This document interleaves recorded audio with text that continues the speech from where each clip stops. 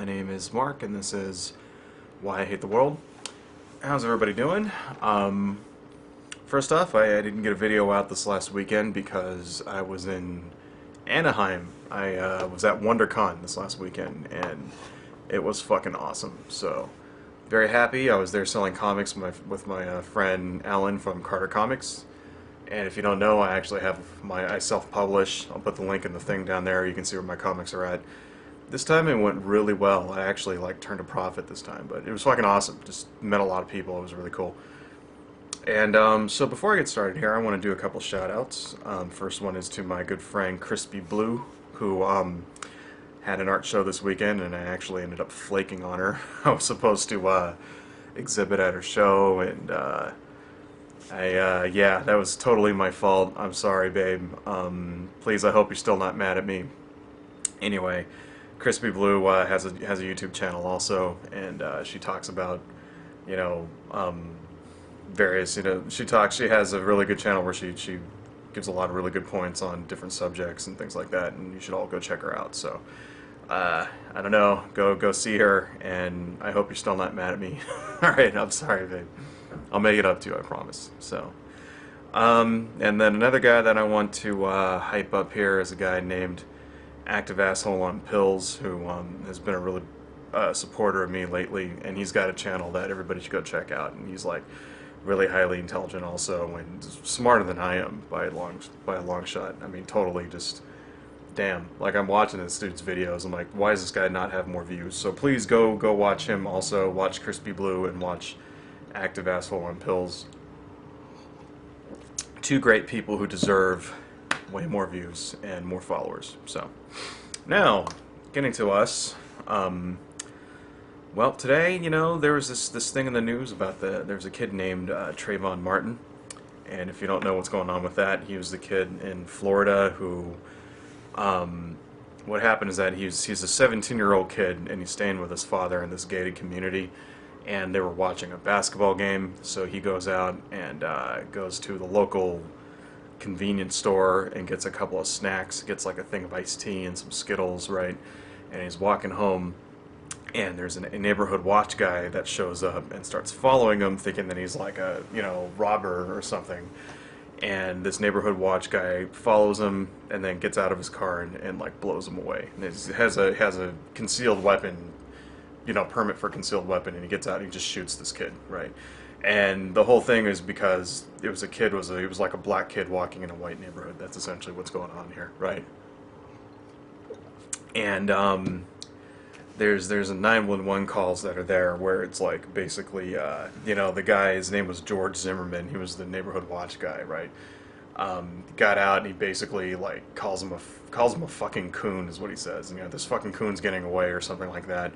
And then follows him, and then there's neighbors and stuff calling in, talking about how they hear people screaming, and then there was a gunshot, and then the kid Trayvon actually calls a friend of his, right, and is on the phone with a friend of his saying that he was being followed and some dude's following me, right, and I think I lost him, and he was so he's running away from this neighborhood watch guy, right, and to top it all off, what makes this event really national newsworthy, what's catapulted this into the national scene is that this guy Zimmerman was not arrested. Okay, he got off because there's a law in Florida that says that it's called a stand your ground law, and it basically says that he's claiming self-defense, and if you kill someone in self-defense, then it's not illegal, and that's why the cops didn't arrest him. And there's allegations that the police actually were trying to tamper with the witnesses' testimony, saying that witnesses were saying, well, I heard the kid screaming, and they're like, you mean you heard George Zimmerman screaming? He's like, no, I heard Trayvon Martin screaming, and then and they were trying to change it around to make it look like there was an actual fight, and that and when it's become pretty obvious that this neighborhood watch guy saw a black kid in his neighborhood, didn't like him, went up to him, started fucking with him, and then shot him. That's basically what happened, right? And it's pretty fucking, I don't know, dude. This, you hear things about this kind of thing happening, and it's usually because of police, police brutality. In this particular case, though, this guy was not a cop, like, but most of the time you hear this kind of thing all the time. It's like, cop blows away somebody by accident or whatever, or he's reaching for his taser and he accidentally pulls his gun out and shoots him or whatever, Amadou Diallo and lots of other people. Like, you don't really hear it so much from private citizens, like, even though this guy, he wasn't even really a cop, he was kind of like a fucking vigilante, but whatever, you know. But it's pretty fucking disgusting, and I think that what this case shows is what's really going on in America right now, Since 2008, we had the first black president was elected, and since then, the issue of race hasn't really come up very much, in just mainstream discussions on race have been pretty low key, right? And I've even heard people say things like we're living in a post-racial America. Have you heard that term yet? Post-racial America? Right? And I think this particular instance, this tragedy kind of is just throwing the water in everybody's faces and waking people up to the fact that that's total bullshit, okay? Racism is not gone in America, right? It's alive and well, okay? I mean, the cases, it shows how completely untrue that statement is, okay? I mean, all you really have to do, right? I mean, go to Fox News, go to the website, and look up the story on this. Look up the entry on this story and check out the comments section, and you'll see how fucking alive and well racism is in America. Okay, it's pretty fucking disgusting. But, but in addition to the blatant, like, cross-burning, sheet-wearing kind of racism that we're all used to in the past, that we've seen before, it's become a lot more subtle. It's like this sort of subsurface kind of like, where they just hint at it. It's still there. It's still racism. They just sort of allude to it. Kind of like when Rick Santorum was talking about welfare, and he said, like, I don't want to make black people. I think he said, like, I don't want to make black people's lives better by giving them somebody else's money. I want them to go work for their money or whatever. And it was like, this Freudian slip where he said, "Oh, sorry, I didn't mean to say black people." And then a week later, fucking Newt Gingrich came out and he called Barack Obama the welfare president. Okay, and it's supposed to be, it's because there's more people on welfare now than ever. But in real life, it's like we know what the code word is for that. Okay, it's because it's like a stereotype, and it's like this subsurface kind of like, hinted at, alluded to racism that everybody really knows what they're talking about, and it's, they try to hide it and they can't really hide it. And we all know what the fucking the code words are. It's fucking disgusting. I mean, in the same way here, this guy Zimmerman, saw a black kid walking down the street and he instantly assumed that he was a criminal. Okay, it's like, listen to that 911 call. I mean, the guy Zimmerman basically says, he's up to no good. He's on drugs or something. It's like, the kid was walking down the fucking street eating a bag of fucking Skittles, alright? He had something in his hands. That's what the guy Zimmerman said. He had a fucking bag of Skittles in his hands, alright? And seriously. I mean, listen to the guy's 911 call and you can see how just like, how much this guy is viewing the world through this distorted, disgusting, racist, like, visor. This filter that he has on is just like, it's fucking wrong. I mean, I don't know about that.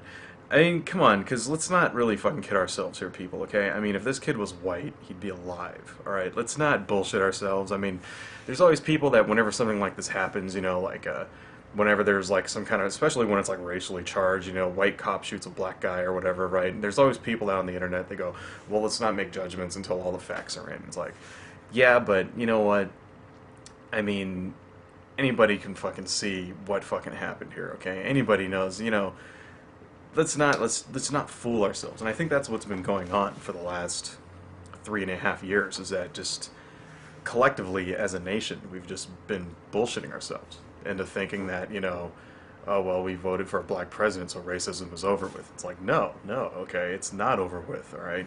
People are, I mean, fuck, dude. go on fucking Xbox Live and you'll see how much racism is there in America. I mean, all right, well, maybe that's not a really good example because they're all kids or whatever, but still, it's just fucking. I don't know. I mean, if the kid was white, he'd be alive, right? He'd be alive because the guy wouldn't have assumed that he was a criminal, and then he probably wouldn't even have given him a second chance, second look. He probably would have just saw him and said, "Oh, there's some dude walking home."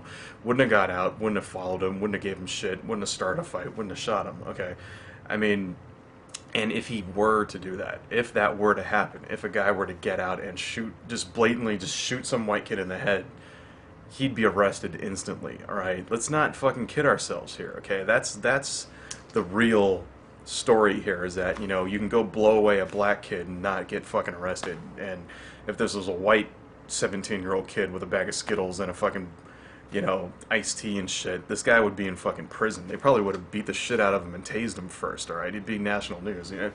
I mean, seriously. So I hope that we can see, because I mean, people haven't really been addressing race very much, and you're starting to see it kind of, it's starting to weave its way into through culture, and you're starting to see people like you call them race realists, people like Heruka, or that other fucking guy's name. What the hell's that guy's name?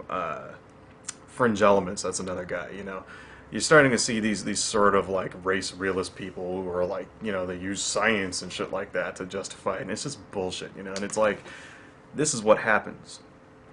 Cases like this kid, Trayvon Martin, this is what happens when racism is unchallenged, okay? When people like Newt Gingrich or Rick Santorum, get into power, and, institutional racism is allowed to run unchallenged, and people, this is what happens. People don't understand this, right? Racist ideas, right, translate into people getting hurt, okay?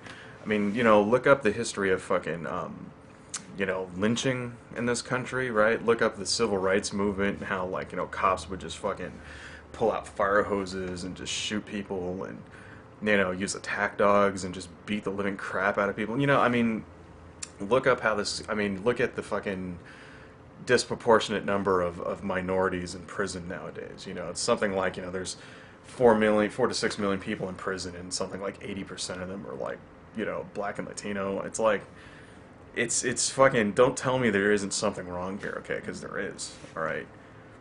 And this is why these ideals, when they come up, they need to be challenged, and they need to be fought against, all right? This is why people like Gingrich and Santorum shouldn't be president, okay? People who think like this should not be in charge of the country, all right? They should not be allowed to make official policy, okay? People like this should not be running the police force, all right? When the cops show up and they see a black kid shot and another guy with a gun, the guy with the gun should get arrested by default, all right? Fucking, people like, and then when people like Heruka and Fringe Elements go on and they make fucking videos talking about how it's like science says black people are fucking inferior to me, they need to be challenged, all right? Those people need to be shamed. I mean, do we use the law to shut them up? No, okay, but we should shame them into not, into shutting the fuck up, basically. I mean, you'd be allowed to say what you want to say, but, every time somebody comes on and says this bullshit, we need to overwhelm them with we need to counter this shit. Seriously, all right? Because it can't be allowed to go unchallenged, all right? Because racism leads to fucking real life examples of people getting killed. Seriously, dude. I mean, if this tragic event here is good for anything, if this kid's life means anything, all right, maybe it was, it means that it's waking the country up to this. Maybe it's, it's showing us that, reminding us of that fact, okay, that we can't be soft on racism. I mean, that's really all it comes down to. It's like, I don't know, folks. I'll try to get these things out on a more regular schedule, but anyway, adios.